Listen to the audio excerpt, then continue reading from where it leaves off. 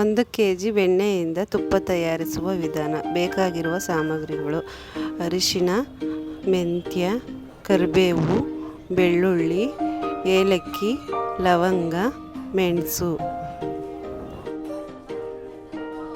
ಒಂದು ಪಾತ್ರೆಯಲ್ಲಿ ಬೆಣ್ಣೆಯನ್ನು ಹಾಕಿ ಸ್ಟವ್ ಮೇಲೆ ಇಟ್ಟುಕೊಳ್ಳಿ.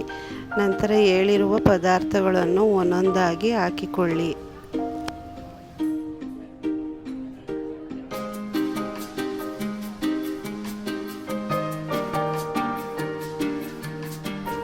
ನಂತರ 1 ಸ್ಪೂನ್ ಉಪ್ಪನ್ನು ಹಾಕಿಕೊಳ್ಳಿ.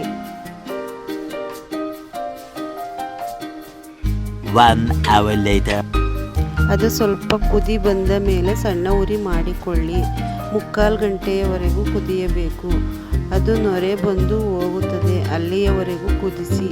ಆಮೇಲೆ ತುಪ್ಪ ತಯಾರಾಗುತ್ತದೆ. ಅದನ್ನು ಸೋಸಿಕೊಳ್ಳಿ, ಡಬ್ಬಿಯಲ್ಲಿ ಶೇಖರಣೆ ಮಾಡಿಕೊಳ್ಳಿ.